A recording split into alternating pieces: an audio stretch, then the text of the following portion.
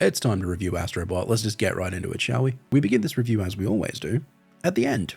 Astrobot is the kind of pure, beautiful, classically minded video game that sets your soul on fire. It's one of those games that reminds you why you fell in love with the medium in the first place. It's one of those games that's just so damn good it makes you wonder what other studios are doing with their time. Astrobot is a 2024 character platformer created by Asobi Studios and published by Sony Interactive Entertainment for the PlayStation 5. It's the latest in a long line of Astrobot games made by Asobi, but it's also the first to be its own standalone work that isn't tied to a hardware gimmick like the PSVR or a pack-in title for a new console like the PS5.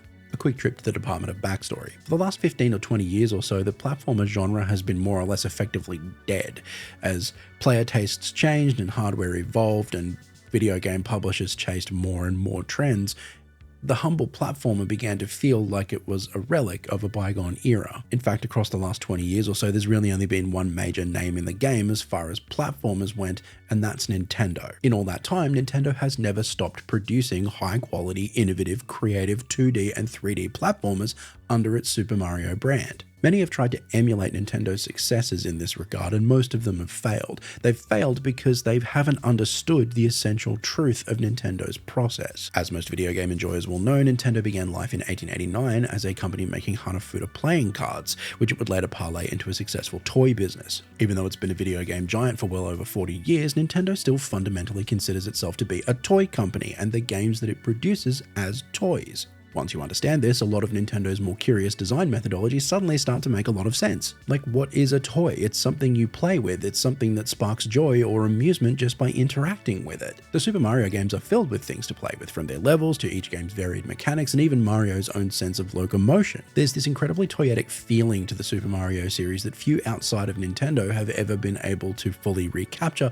much less fully understand. And I say all of that so you understand what I mean when I say this. Astrobot might be the closest I've ever seen any studio get to replicating the old Nintendo magic. It's very clear that Asobi has done its research. It's very carefully analyzed how Nintendo does its thing. The reason it's been so successful is that it doesn't try to copy Nintendo's homework. Rather, it uses the same guiding principles that have served Nintendo so well for so many years to make something of its own. The result is a brilliant and creative family game that works really, really hard to surprise and delight the player. It would be incredibly easy for Astrobot to just lean on PlayStation nostalgia, kind of the way Astro's Playroom did, but even when it does that, it takes that nostalgia and turns it into another tool on its creative belt. Even the game's whole setup is classic nostalgic Nintendo, right? Like a marauding green alien has broken up the Astrobot's PS5 spaceship, and now you need to go and find all the parts. You'll need to chase him and his minions down across vast tracts of space itself to get them back. It's simple,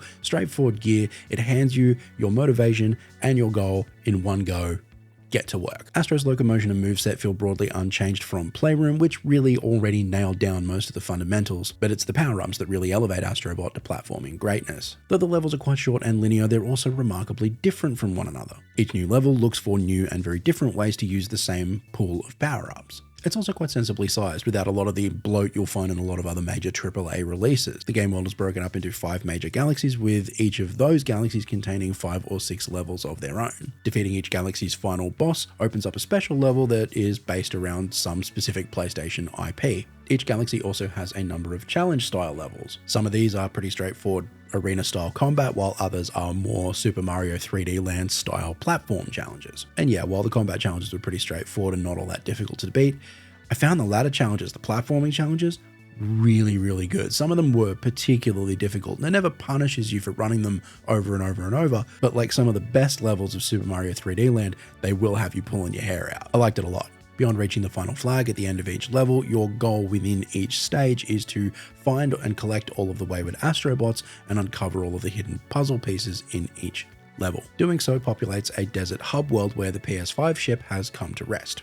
The more bots you rescue, the more sections of this hub world you can open up. The more puzzle pieces you find, the more amenities you can open up. That's like a gacha machine, a store to dress Astro in different costumes, that kind of thing. It's also surprisingly player friendly as far as collectibles go. Each level has about 7 bots and 3 puzzle pieces to find. Even if you don't get them all on your first run, and realistically you probably won't, you can then buy a little bird that will guide you through each level on your next run for 200 gold. If you still miss everything on that run or successive further runs, that bird remains free to access each time.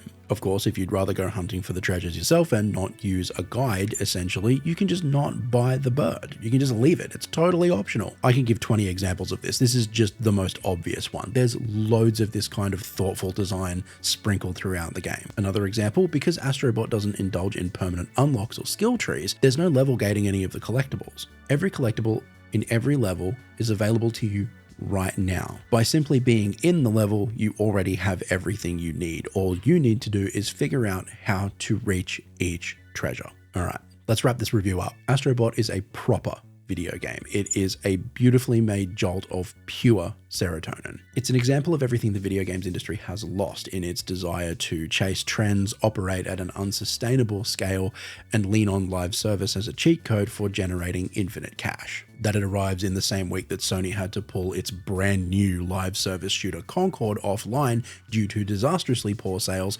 couldn't be more poetic. You won't see me give many perfect scores on this channel because I think they should be reserved for the truly spectacular, the games that go above and beyond. Astrobot is that game.